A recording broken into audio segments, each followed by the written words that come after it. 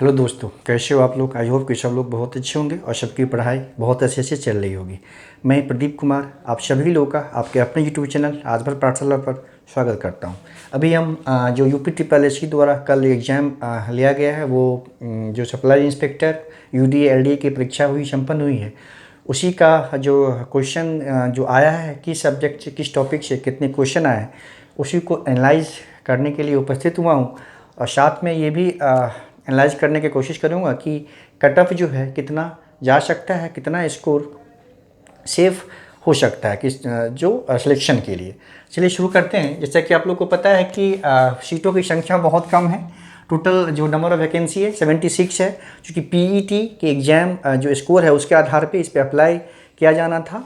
तो आप ये समझिए कि जो टोटल अप्लाई जो हुआ था करीब वो 2000 के आसपास, 2000 प्लस ही कुछ था, 2100 के आसपास अप्लाई फॉर्म हुआ था। और अप्रॉक्स 1600 से कुछ कम छात्र जो है एपीयर हुए हैं। तो आप 1600 मान के चलें, ठीक है।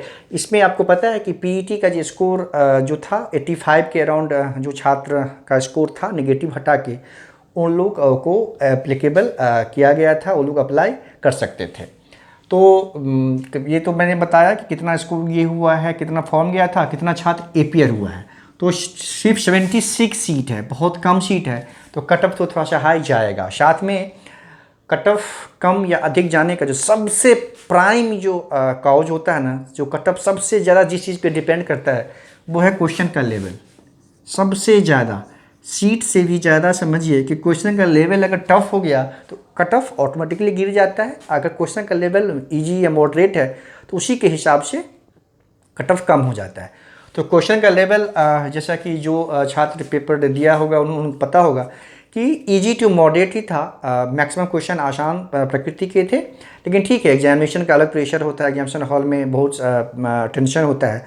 तो एग्जामिनेशन हॉल में जो छात्र बैठ के पेपर सॉल्व करते हैं ना, उसका कंपैरिजन आप बाहर से पेपर देखने वालों के साथ नहीं कर सकते, ठीक है। उन्हीं को पता होता है कि इतना प्रेशर होता है। तो कभी भी एग्जामिनेशन का क्वेश्चन देखने में बाहर से आसान लगता है, लेकिन जो जो स्टूडेंट एग्ज़ाम देते हैं ना, उनको आप पूछिए, उनसे पता कीजिए, उनसे बात करिए, तो पेपर कभी आसान नहीं होता। क्योंकि बहुत सारे क्वेश्चन ऐसे होते हैं जो हम आते हुए प्रेशर में गलती कर देते हैं। नेगेटिव मार्किंग 1/3 है, तो इसको भी ध्यान रखना है। तो आप देखिए हिस्ट्री के जो क्वेश्चन थे, आपको पता है कि हिस्ट्री के सरल क्वेश्चन थे। हिस्ट्री 10 क्वेश्चन जो है हिस्ट्री से पूछा गया था, है ना। हिस्ट्री से 10 क्वेश्चन था। पॉलिटी से भी 10 क्वेश्चन था, ये भी सरल प्रकृति के थे। इकोनॉमिक्स इकोनॉमिक्स से सिर्फ 3 क्वेश्चन पूछा गया था। साइंस से, जनरल साइंस से 5 था। ज्योग्राफी से तो एक ही था। कुछ ज्योग्राफी के और भी क्वेश्चन थे, लेकिन वो आपको जो मिसलेनियस में उसमें आ गए थे, तो आप किसी में उसको रखा जा सकता है। मिसलेनियस से 3 क्वेश्चन था, ठीक है। फिर यूपी स्पेशल से 4 क्वेश्चन, करेंट से यानी समसामयिक घटनाक्रम से 9 क्वेश्चन था, ठीक है। कंप्यूटर से 5 क्वेश्चन था। मैथ से जो थे, मैथ के भी क्वेश्चन भी काफ़ी सरल प्रकृति के थे, ये 10 क्वेश्चन थे। ये टोटल मिला के ये 60 क्वेश्चन हैं। 100 क्वेश्चन जैसे कि पूछा गया था। आपको पता है कि हिंदी का बहुत ज़्यादा वेटेज है, 40 क्वेश्चन हिंदी से पूछा गया था। हिंदी से 40 क्वेश्चन पूछा गया था। इसमें जो व्याकरण के क्वेश्चन थे, यानी वो जो स्पेशल व्याकरण होते हैं, उससे 40 क्वेश्चन थे। जैसे कि आपका जो ये विलोम शब्द होता है, शुद्ध अशुद्ध होता है, या आपका पर्यायवाची होता है, इस तरह के जो क्वेश्चन जो प्योर व्याकरण के क्वेश्चन है वो 14 थे, 14 क्वेश्चन थे, ठीक है। गद्यांश आपको पता है, गद्यांश 2 थे। हिंदी के गद्यांश थे दोनों गद्यांश हिंदी के थे दोनों से। और गद्यांश मतलब ये होता है कि आपको पैराग्राफ दिया जाएगा, उसके बेस्ड पे 5-5 क्वेश्चन करना था। 2 गद्यांश था, 5 क्वेश्चन सॉल्व करना। तो आसान था ये भी जो है मुश्किल नहीं था, आसान प्रकृति का ही था, मॉडरेट कह सकते हैं। अनुवाद जो था तो हिंदी टू इंग्लिश 5 और इंग्लिश टू हिंदी 5। तो ये आपको अनुवाद बेसिकली क्या था, आपको करना नहीं था। जैसे हिंदी टू इंग्लिश में क्या था, आपको हिंदी पैराग्राफ 2 लाइन दिया हुआ था, 1 लाइन दिया हुआ था। उसमें जो इंग्लिश का जो 4 ऑप्शन था, इसमें जो कौन सा अनुवाद उसका इंग्लिश ट्रांसलेशन सही है, तो बहुत आसान था, मुश्किल नहीं था। क्योंकि आपको लिखना होता है तो थोड़ा सा मुश्किल होता है, लेकिन आपको अगर चूज करना हो तो बहुत आसानी से आप कर सकते हैं। तो ये भी बहुत सरल ही था, ठीक है। ये पत्र लेखन में से जो 6 क्वेश्चन थे ना, ये थोड़ा सा मतलब थोड़ा सा डिफिकल्ट था। क्योंकि आपको जितने भी सिलेबस में जो पत्र लेखन है, जैसे अधिसूचना है, परिपत्र है, या इनफॉर्मल फॉर्मल लेटर, जो भी उसकी सबकी विशेषताएं आपको पता होनी चाहिए अच्छे से। क्योंकि किस केस में कौन सा लेटर यूज पत्र हम लिखते हैं, उस पर क्वेश्चन पूछा गया था। एक तो जैसे बाहर अगर विदेश में पत्र लिखना है तो किस मंत्रालय के थ्रू हम जाते हैं, वो क्वेश्चन था, वो तो पता है आपको कि वो विदेश मंत्रालय के थ्रू होता है। तो ये थोड़ा सा आपको विशेषता पत्र मतलब जितने भी पत्र हैं सिलेबस में सबकी विशेषताएं आपको अच्छे से पता होनी चाहिए कि किस केस में किस तरह के पत्र का यूज किया जाता है, ठीक है। और उसमें कुछ तो इसमें कुछ डिफ़िकल्टीज थे, लेकिन ठीक है, इसमें आप 3-4 तो कर ही सकते थे। तो मतलब क्वेश्चन का लेवल आप कह सकते हैं कि इजी टू मॉडरेट था, है ना, टफ नहीं कहा जा सकता इसको, ठीक है। तो ये समझिए कि नंबर ऑफ वैकेंसी 76 है, कम है। एप्लीकेंट 1600 छात्र अपियर हुए हैं लगभग, है ना, 1500 समथिंग 1560 के आसपास अपियर हुए हैं, तो 1600 आप मान के चलें। तो कट ऑफ देखिए, लेवल मैंने बताया कि लेवल क्वेश्चन का ईजी टू मॉडरेट था, है ना, इसको आप टफ नहीं कह सकते, इजी टू मॉडरेट था।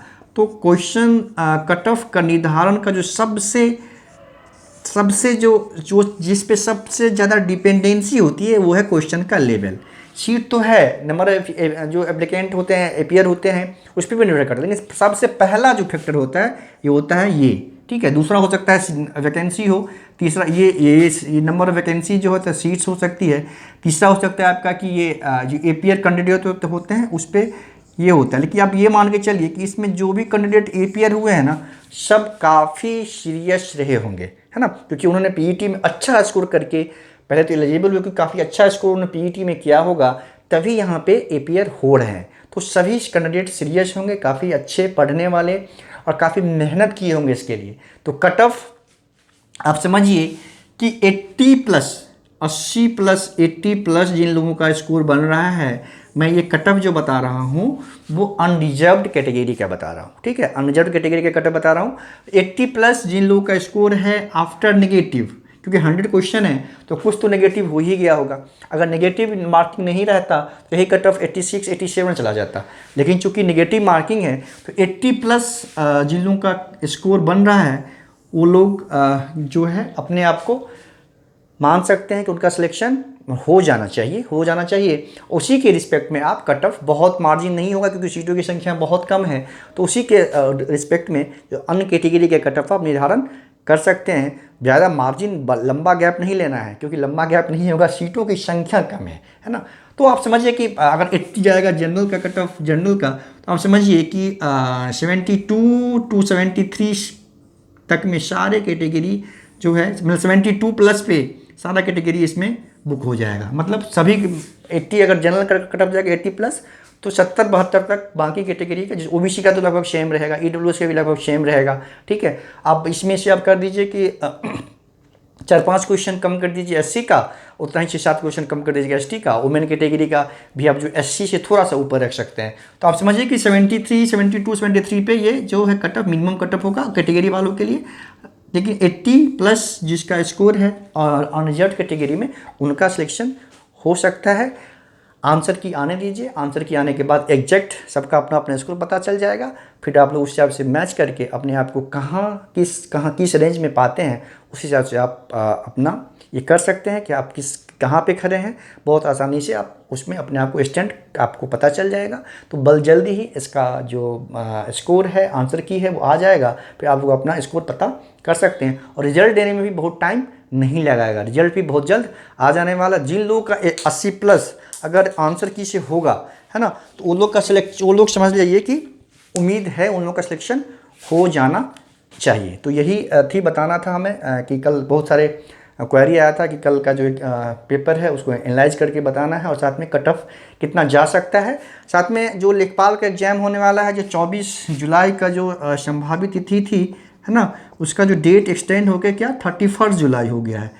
तो वैसे छात्रों के लिए मैं मैथ्स का क्लास उधर ले रहा हूँ, तो इसका जो मैथ्स का 10 क्वेश्चन है, ये जो 10 क्वेश्चन पूछा गया है मैथ्स का, तो मैं इसको जो 10 क्वेश्चन है 10 क्वेश्चन को सॉल्व करूँगा, ताकि क्योंकि जस्ट हाल ही में एग्जाम इसका कल हुआ है और 31 को एग्जाम है इसका मुख्य परीक्षा लेखपाल का।